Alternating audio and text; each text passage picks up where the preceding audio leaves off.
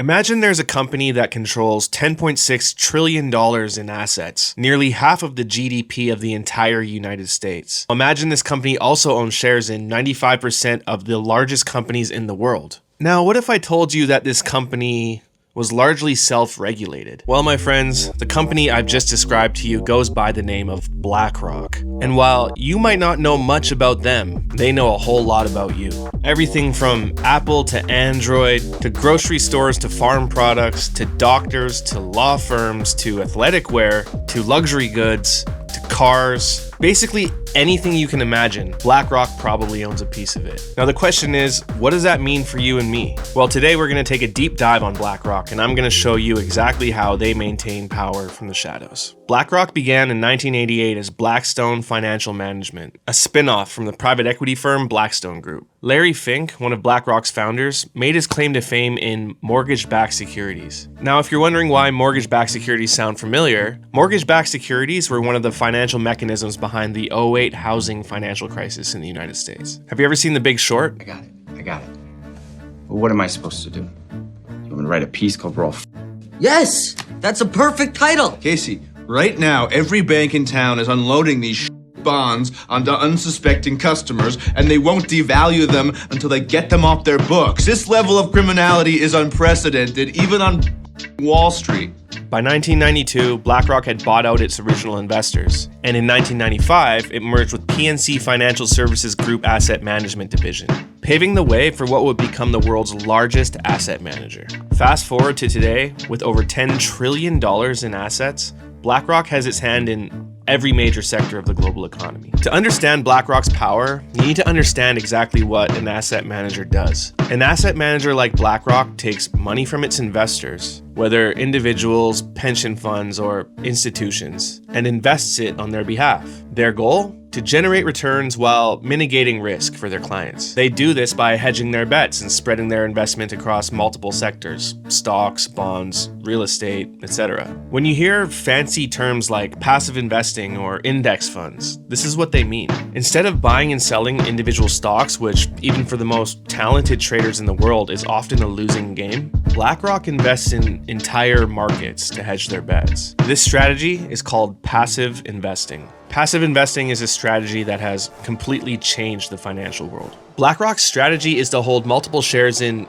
every company within a market indefinitely. They do this through a financial instrument called an index fund, which tracks the growth of an entire sector or an entire market. This lowers the risk for an individual investor because rather than investing in, let's say, Apple or Microsoft, who are competitors, why not invest in them both? This strategy lowers risk for investors while simultaneously allowing BlackRock to accumulate shares in thousands of companies. And because they own so many stocks, this allows BlackRock to have immense voting power within these companies. Now, this leads us to one of BlackRock's most controversial advantages, a term called universal ownership. BlackRock's strategy of holding shares across multiple sectors has earned it the title universal owner. What does universal owner mean exactly? It means that BlackRock owns small and sometimes large stakes in basically every major publicly traded company in the world. From Nike to JP Morgan Chase to Nestle, BlackRock's portfolio covers everything from food, athletic wear, banking, luxury goods, cars, you name it.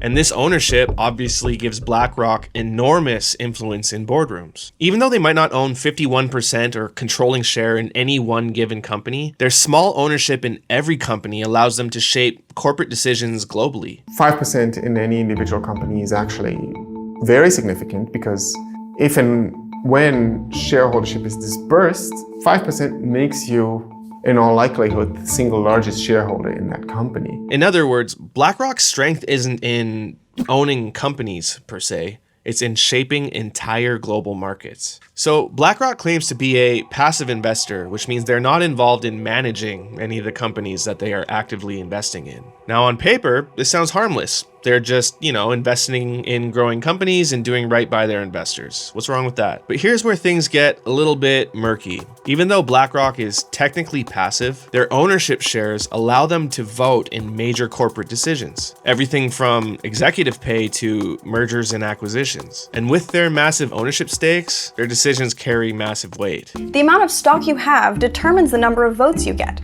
BlackRock is almost always in the top 3, maybe 5 if they're feeling broke.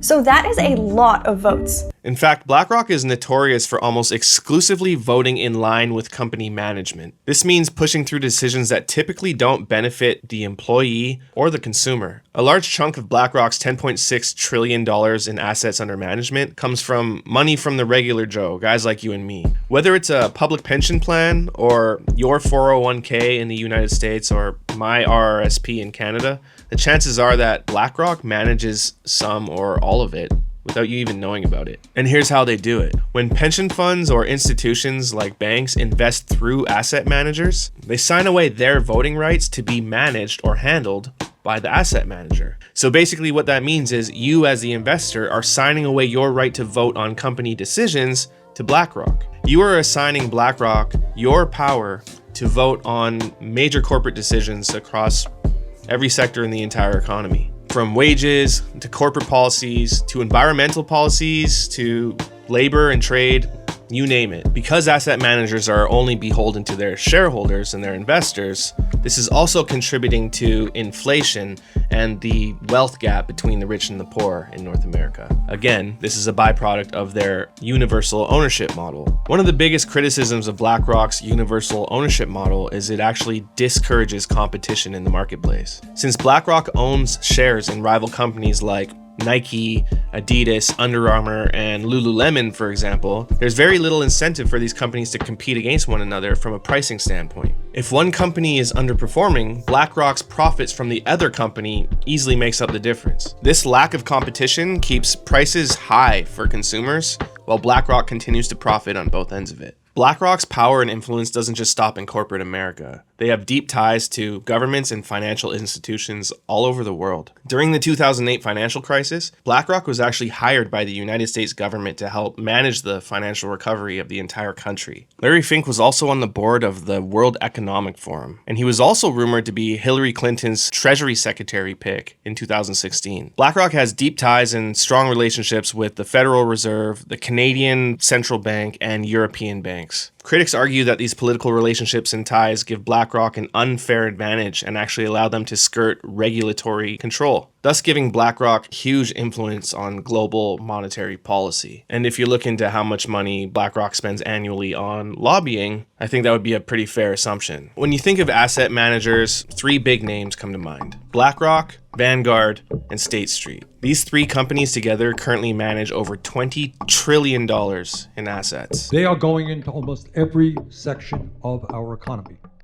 And when I talk to you about 3 investment firms controlling $20 trillion in assets, that's what I'm talking about. Bottom line is we got to bust up this kind of concentration of power that exists in Wall Street right now. So here's where things get stinky. The biggest investors in BlackRock are Vanguard and State Street. The biggest investors in Vanguard are State Street and BlackRock. And the biggest investors in State Street, you guessed it, are BlackRock and Vanguard. This has essentially created an oligarchy of asset management, and this gives these 3 asset managers unfathomable influence and control of the global economy. Many government officials have argued that BlackRock is too big to fail because while they may only own, let's say for example, 5% shares in some of the largest companies in the world, they potentially have the power to crash the entire global market. Remember that term I mentioned at the beginning of the video called passive investing? Now, that's not just an investment strategy, it's actually a loophole. And here's why that's so important. By acting as a passive investor, that actually allows BlackRock to avoid regulatory scrutiny. By claiming they're passive investors, meaning they just hold shares and they don't actively manage the companies that they hold shares in, this allows them to self-regulate. This means BlackRock can invest in and hold stakes in massive companies while maintaining that they're not actually influencing day-to-day operations, even though their voting power on corporate decisions clearly says otherwise. Essentially, this allows BlackRock to be self-governing, which means they can write the rules and audit themselves, all under the framework of passivity. By operating under the passive investing label, BlackRock is able to assess and declare its own compliance with regulators, rather than being subject to the same level of scrutiny and oversight that an active investor might be faced with. Essentially, this means they report their own adherence to the rules regarding their passive status. This self-reporting allows them to maintain significant influence, without being subject to regulations that managing investors are typically subject to. The supporters of BlackRock will argue that their passive investing strategy actually helps stabilize global markets and grow wealth for millions and millions of investors. They'll also highlight BlackRock's focus on quote-unquote sustainable initiatives and equitable investing.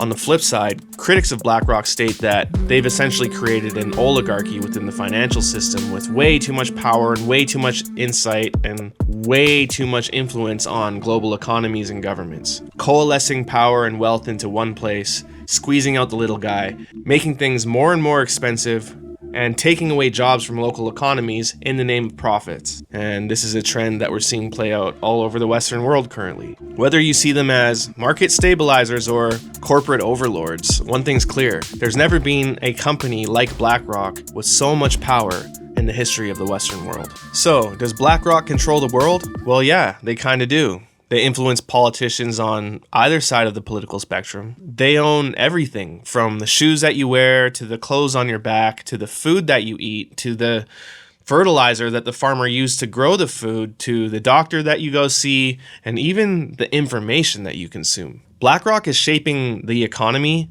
and the world in a largely unregulated way that most people don't even realize. If you found value in this video, please do me a favor and like and subscribe so this small channel can grow. And don't forget, the truth will set you free in these strange times. By the way, what's with all these woke celebrities turned Trump supporters?